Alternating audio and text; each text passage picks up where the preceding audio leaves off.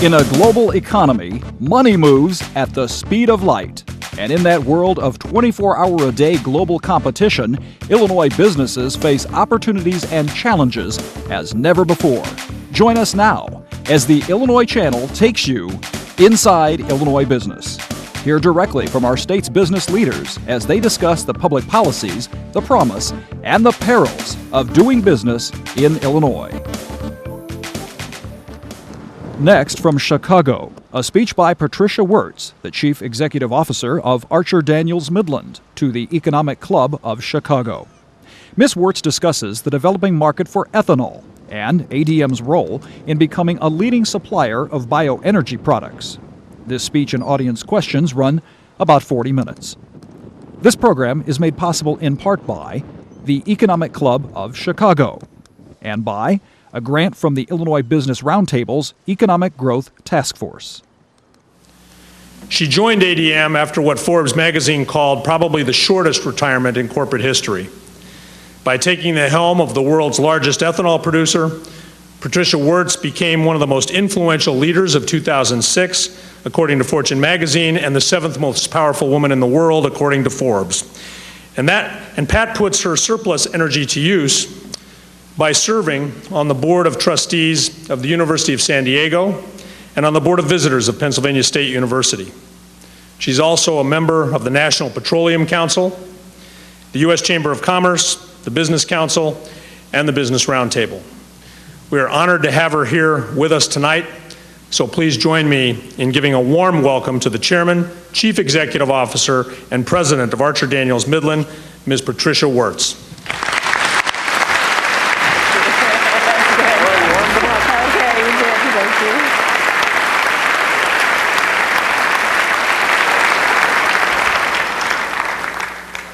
Thank you, Miles, for that very kind introduction. I leaned over to Bill while it was going on and on. I said, I feel very old. He said, as long as it's not an obituary. So I'm truly delighted to be with you this evening at the Economic Club of Chicago as you celebrate 79 years as one of the most influential forums in our country.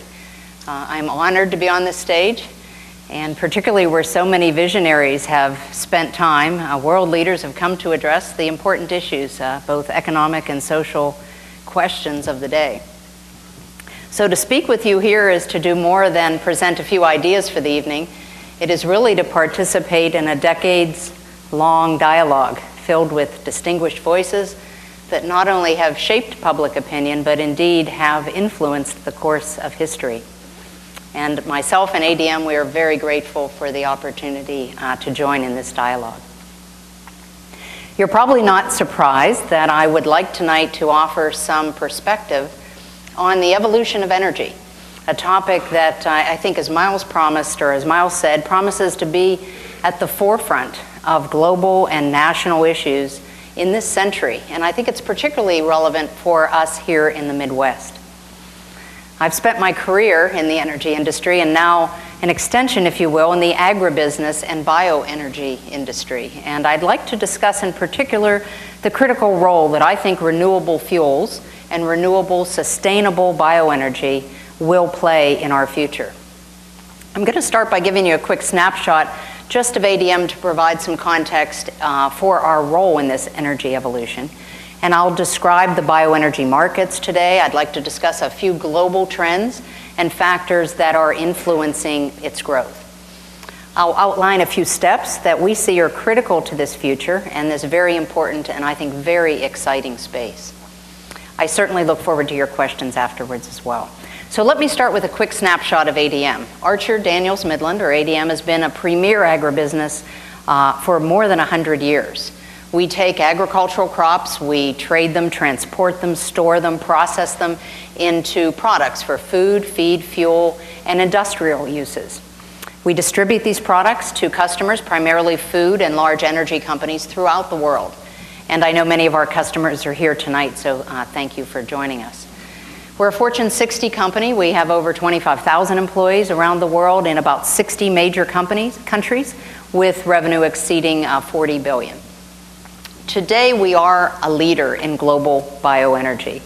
And for those that may wonder what we mean when we say the word bioenergy, excuse me,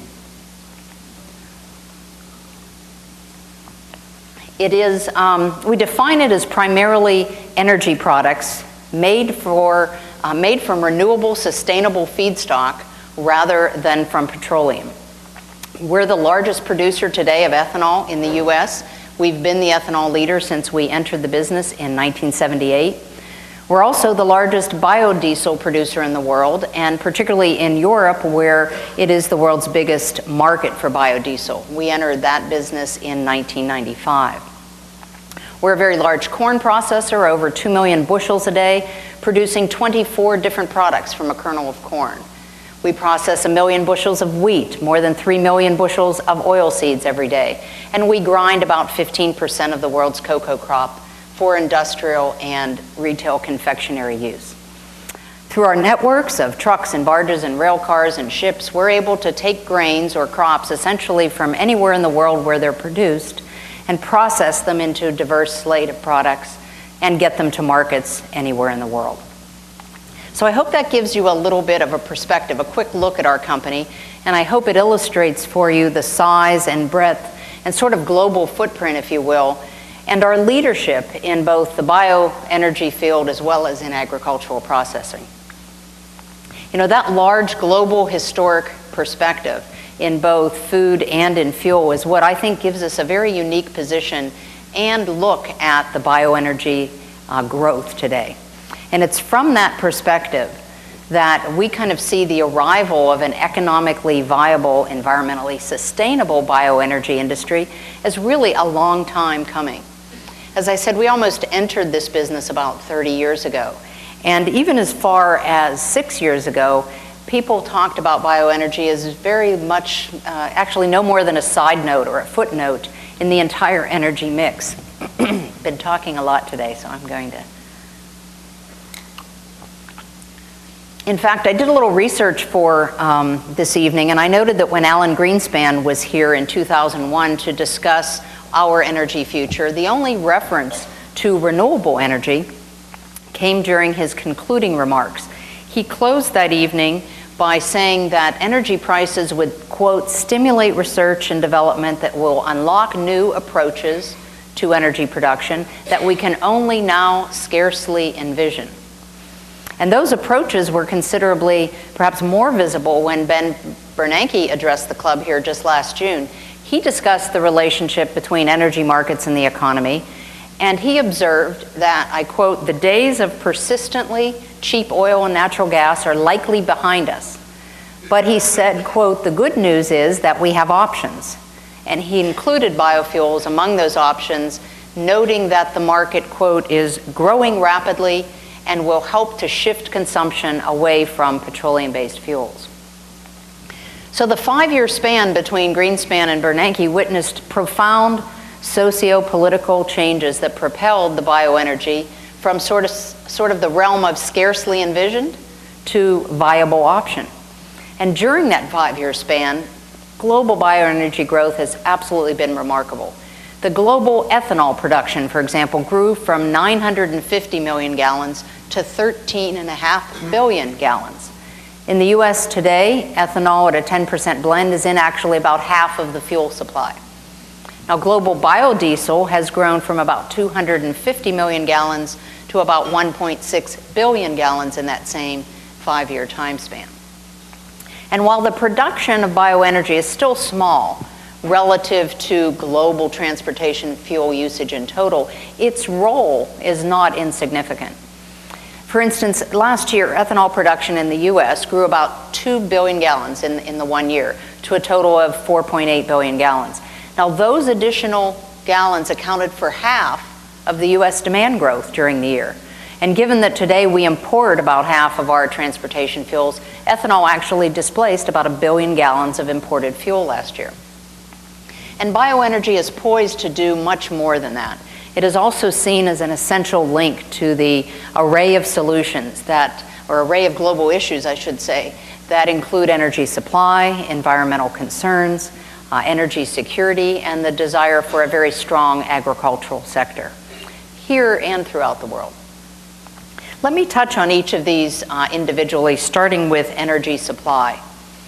Put simply, the world just needs more energy. The IEA, the International Energy Agency, forecasts that worldwide energy demand will increase by 50% between now and 2030, with demand from developing countries, obviously China and Asia, surpassing that of the developed world. And demand growth for the transportation sector of that energy growth will be particularly strong. The reasons are not hard to identify. Consider here in the US, for example, we have about a little over 1,000 cars for every 1,000 persons. In India, there is just 11 cars per 1,000 residents, and in China, there's only 9.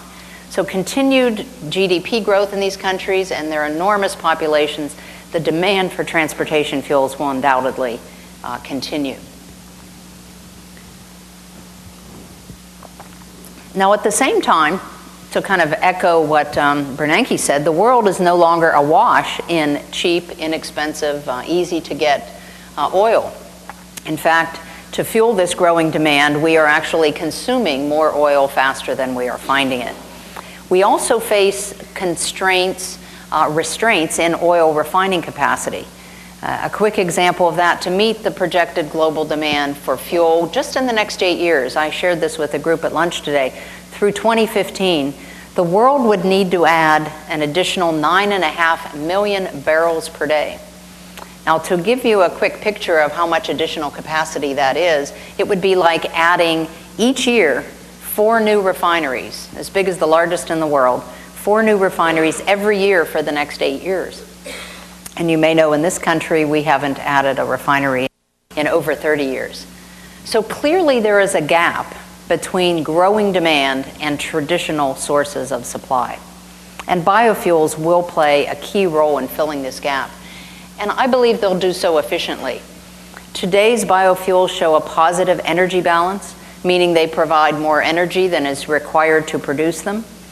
Now, calculations about how large that plus column is vary depending on factors like farming methods and fertilizer use and energy source to actually produce the fuel, production methods, what some of the co-products are of these factories.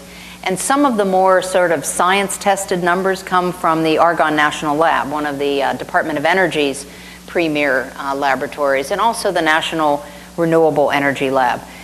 They have looked at a variety of transportation fuels, and they calculate the energy use to create a BTU.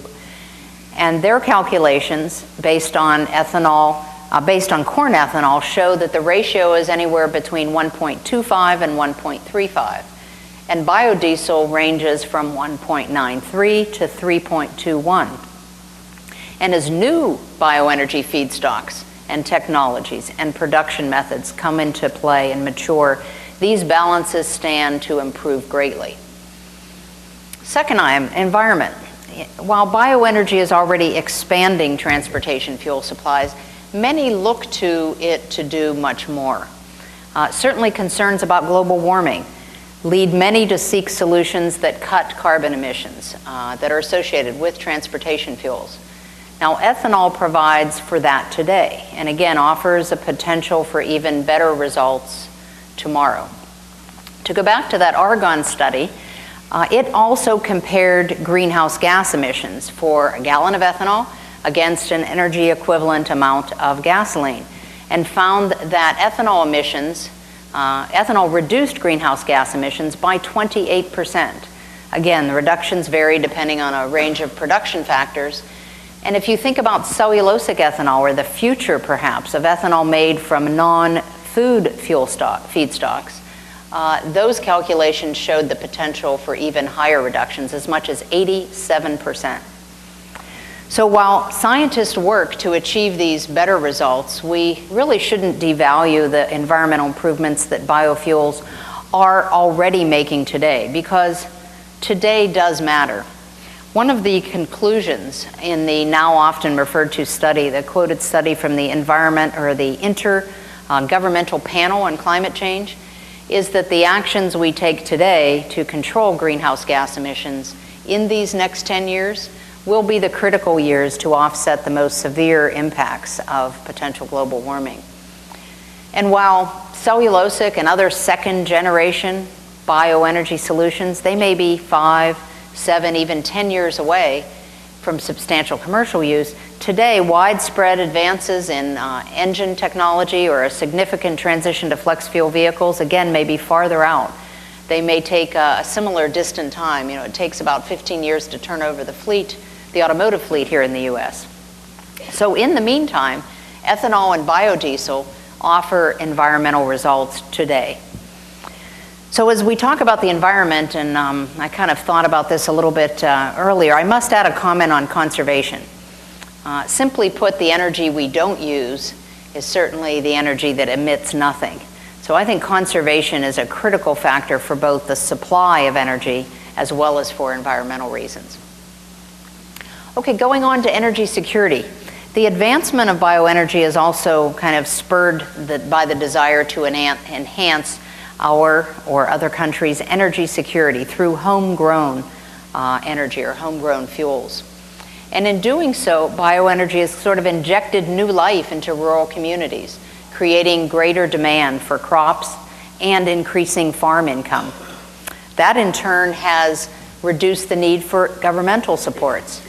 The USDA chief economist, Keith Collins, he testified recently that the increased demand for grain used in ethanol production reduced the federal farm program costs last year by $6 billion. So these societal and agricultural and environmental benefits are more broadly recognized, I think, than ever before. In fact, they're drawing support from an unprecedented coalition of interests. This past year, I have participated in forums of discussion. They have been with government leaders in agriculture and in energy, with political leaders from both sides of the aisle, with industry leaders from sort of the farm all the way to the tailpipe, with leading in environmentalists, with venture capitalists, with heads of farmer coalitions, and with the petroleum industry. And I must say that areas of agreement here far exceed areas of contention. In fact, I think the conversation has shifted away from whether or not bioenergy will play a role in our energy future, but actually to how big can it become, or how fast can we get there. In the US today, ethanol consumption already surpasses the current renewable fuel standard. And we believe it can grow to a full 10% of the transportation, the fuel's supply. That would take us to about 14 billion gallons. And I think that can happen in the next couple of years, and even with corn continuing to play as the primary feedstock for this ethanol growth. And agriculture, as many of you know, is already responding to this opportunity. The USDA reports that an unprecedented 90 million acres of corn will be planted in 2007, which is 15% up from 2006. And as you know, there are government proposals to increase the use of alternative fuels. The administration has one that suggests 35 billion gallons of alternative fuels by 2017. And other proposals that Congress have call for even greater production. And we think these proposals are quite visionary. They do reach beyond what can be achieved with today's ethanol and biodiesel, and they recognize that the future of energy is not in a single feedstock or even a single product, but in a diversity of supply. And we agree with that.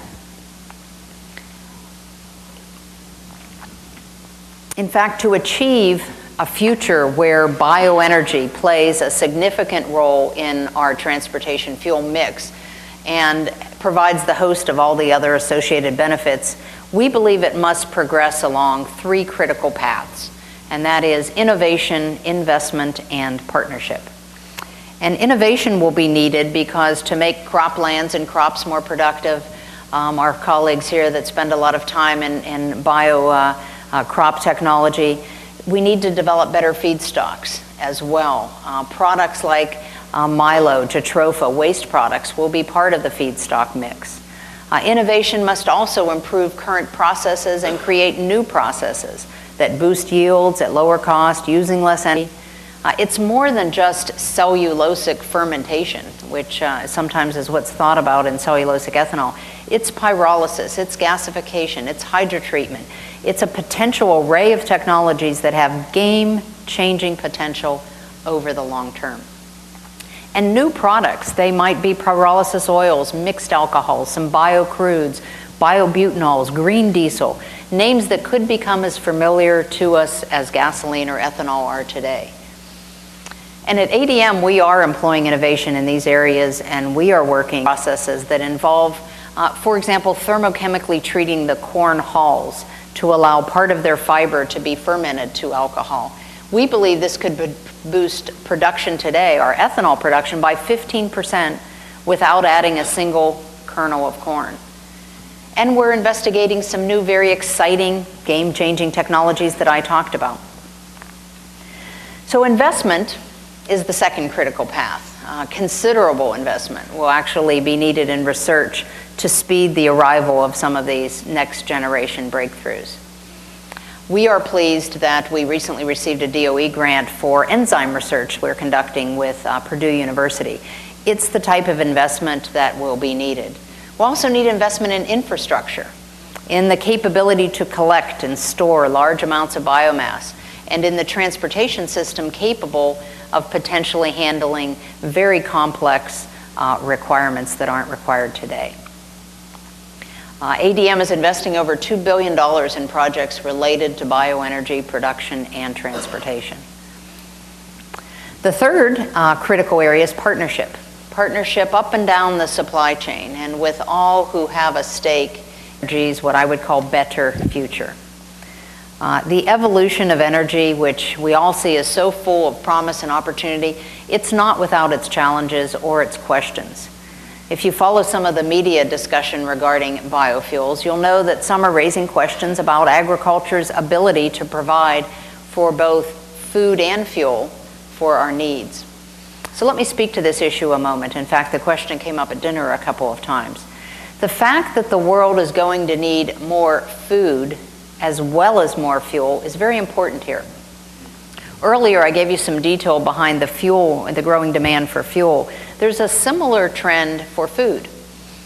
The USDA estimates, again, by the middle of the century, that the population will grow by 50%, but demand for food will double as rising incomes, particularly in developing countries, allow for more protein-intensive, richer diets.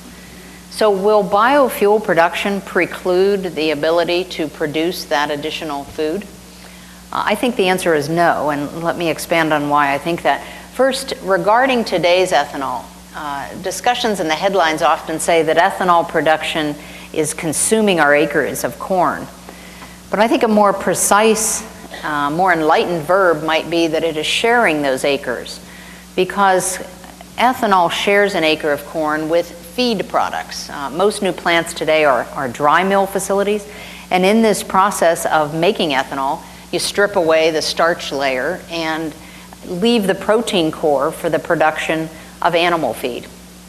And that feed is already being used in beef, livestock, and in poultry formulations, and there's work under the way to make it more suitable for swine.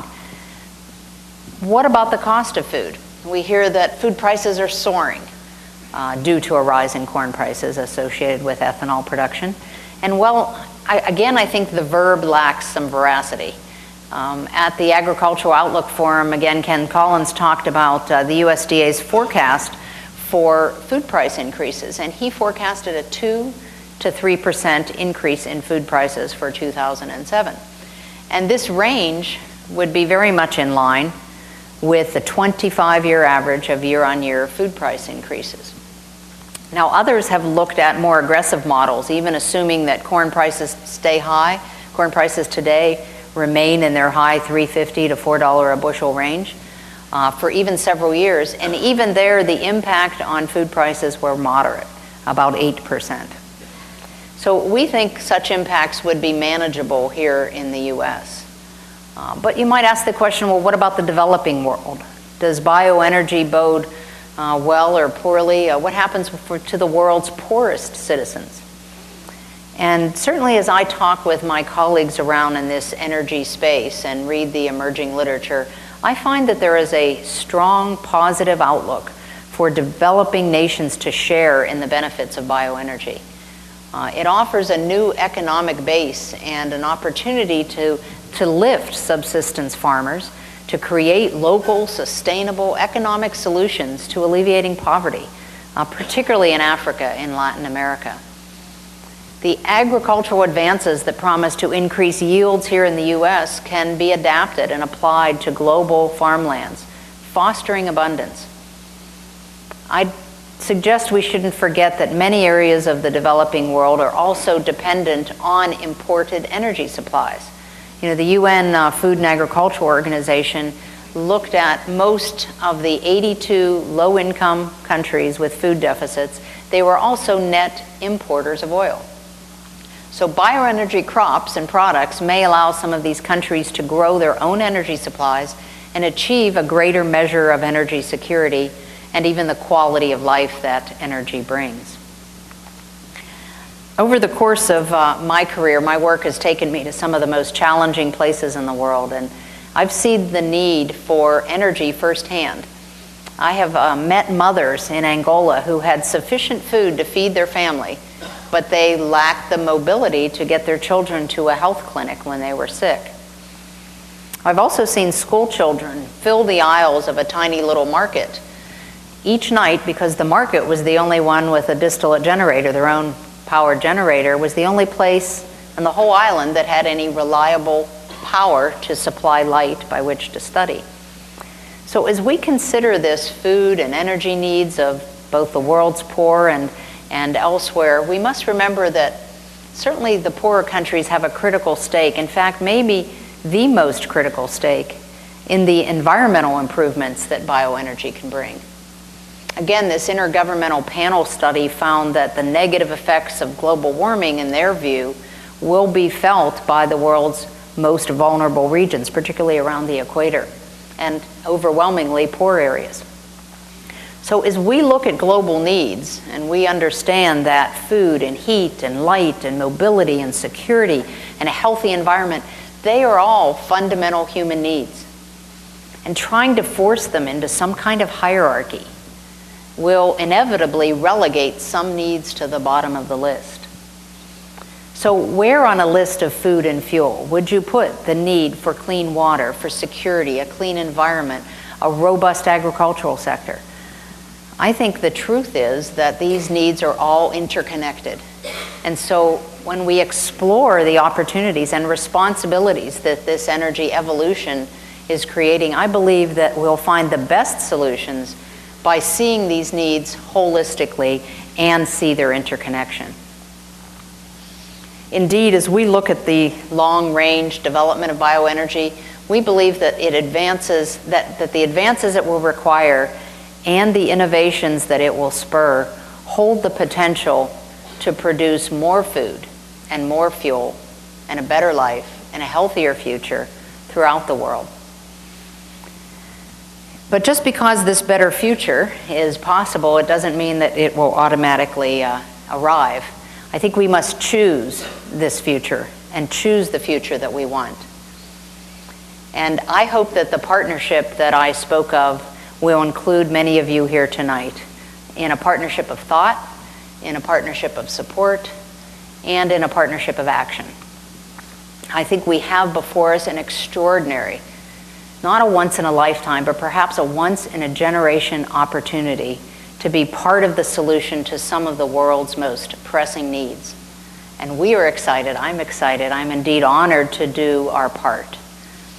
We know we must address our challenges, we must answer our critics, but we also know we must not let cynics obscure our vision or dim that passion that so many people feel at the prospect of a better way to a better future coming into view. Bobby Kennedy once said, "Few will have the greatness to bend history, but each of us can work to change a small portion of events, and in the total of all those acts will be written the history of this generation." I believe and I know we are ready to fulfill our portion and to write our piece of history. So thank you. Stay right here. I'm going to use the mic to ask you questions.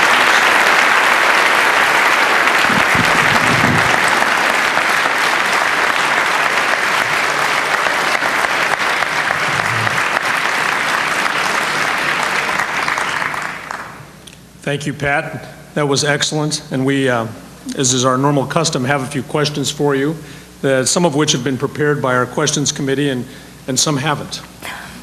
The first question, maybe an extension of what you were just commenting on. Is it feasible to consider, I'll ask you to speculate a little bit, that severely underdeveloped nations like Central Africa, Sub-Saharan Africa, and so forth could, in fact, possibly build economies around participating in biofuel production and so forth? Well, I think it's an excellent question, and as I tried to address a little bit in my remarks, it may not be tomorrow, but the opportunity when you look down the road 3, 5, 7, 10 years to economies that have not had their own ability to be sustainable in either energy or food, to bring some of those economies into this new equation associated with bioenergy, I think has tremendous promise for them. There are a few studies underway. Let me tell you a bit about this, this plant, and some of our colleagues here know more about this than I do, of a jatropha plant. It is a plant that could be grown in some of the very arid climates. It is not a food crop. It could be made into biodiesel or a distillate kind of blend for biodiesel, and it could be done so at very low costs. And some work underway in India and Central Africa to look at that today. So that's a quick example of something that has real promise for those types of nations. Thank you. A question about your company and the challenges of leadership as a new person in a company that's going to go through a fairly significant change in its markets, its customers, and so forth. Can you comment on the cultural change required, the attitudinal change, the orientation toward markets, customers, et cetera, as you move from food additives, et cetera, to biofuels, energy, and really a whole new orientation on what ADM's been in the past? Could you comment on that transition? Sure, sure. You know, tonight's topic is kind of one of bioenergy and energy evolution, but I would like to back up and talk a little bit about ADM's agricultural processing value chain. I kind of quickly went through what we do and what our 100-year history has been all about, and we would not be able to take the opportunities, which I think are huge, the size of the prize, so to speak, is huge, in the bioenergy space if it was not for this premier position in the agricultural processing value chain. And switching that the other way, the opportunities in the value chain would not necessarily be there without this, this new opportunity showing itself in bioenergy. So I think the cultural changes you talk about are really, as a team, and many of our team are here tonight, thank you, we've spent a fair amount of time thinking about the long-term strategy work. And culture change only happens when you kind of have an engagement and a commitment to this exciting future. And I think we have wonderful people that are very much engaged in that opportunity. And it will, if you will, lead the way to be able to see these opportunities coming into view. So we use the word opportunity sometimes in a lot of different ways, but I think here it really means a space that is, again, we're so uniquely positioned in being able to see this space that we couldn't be more excited about the future. You were just invited to join the National Petroleum Council by Energy Secretary Bodman, and you would be the first bioenergy leader to be asked to sit alongside your former oil and gas colleagues from ExxonMobil, Chevron, et cetera. There's probably a little cultural change going on there too. You want to comment a little bit on? And I'm not talking gender, I'm talking biofuels and other things. Well, you know, you can address both cultural changes if you like.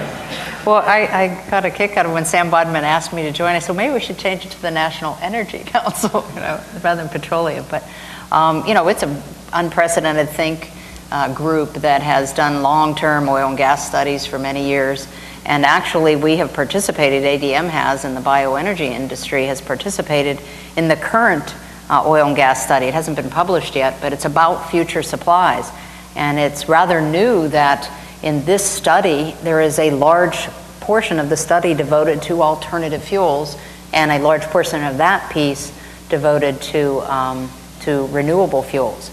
And so I think it's the time has come, the time is here, and I think we see a lot more alike than we see differences. I think in this country we can grow to a 10% blend pretty easily. We both talk about that, meaning the petroleum industry does and the bioenergy industry does. This gap I shared with you earlier I hope to illustrate that there will be a gap, and we need to fill it from all kinds of sources. So there's room for everybody, and I think it'll be an exciting time to sit at the table. You know, of course, that everyone will speculate then over time about oil and gas companies becoming energy companies and looking to acquire companies like yours, or you looking to acquire companies like them. Was that one of those questions you weren't going to ask? I'm not even sure it was a question. We'll move on. You've worked with, I'll take you off the hook there. You've worked with industry, non-governmental organizations, government leaders in some of the most challenging geopolitical areas of the world, and you've lived in a lot of fascinating places. What would you say are some of the critical skills that leaders are going to need to succeed in these arenas going forward? And maybe you could touch on some of the places you've been and the challenges you've seen and what it's given you. Okay. Well, you know, I think I mentioned to Miles, so he knows this certainly, but I've spent some time in Kazakhstan and Venezuela and Asia and Canada, in the U.S., in Decatur, my favorite spot, in San Francisco. I thought she seemed pretty sincere. I think business around the world is all has more commonalities than it has differences. However, I think being a representative of the United States and a U.S. company, it also often provides its challenges as well. And as we talked at lunch today, I think there is some anti-American sentiment out there that is actually spilling over into the business community, and it's something that one has to pay attention to. So it's not necessarily a lesson learned over the years, but it's certainly one we all I think face today. We do believe in free trade, and free trade is kind of what helps expand the global economies and so forth. I think one of the skills that I've learned over the years that I think are important have to do with communication, and I think communication is important whether you're doing business in the U.S. or outside, and you can never do enough of it, whether it's your employee base or your external constituencies. Repeating the message as well as understanding and listening. I spent the first 5 months in my job doing town halls and listening to employee groups and asking what we do really well and what we can do to improve. And it was with about over 6,000 employees in those early months. And I learned a tremendous amount about our company, about our culture, again, about our strengths and areas where we can grow. And I think listening is a big skill that we can all use. That's my mother told me God gave us 2 ears and 1 mouth for a reason. We should listen twice as much as we speak. So I'll listen to your next question, Miles. Okay, we'll reference your same mother. We know what you did as a youngster for fun because your mom and parents encouraged you to visit plants and so forth. What do you do for fun now as an adult? Oh, this job is so much fun. I knew you'd say that. I think actually, in all seriousness, one has to have a passion and love for what they do, and I think that's what makes life exciting, is if you love what you do it so many hours of the day and days of the week that it makes it much better. I actually have a family and enjoy my 3 children and my wonderful fiance, and so we have some fun doing things like enjoying Chicago's beautiful weather this weekend. And Pat, yeah, we did too. 80 degrees. I know you haven't lived here very long. That was actually summer.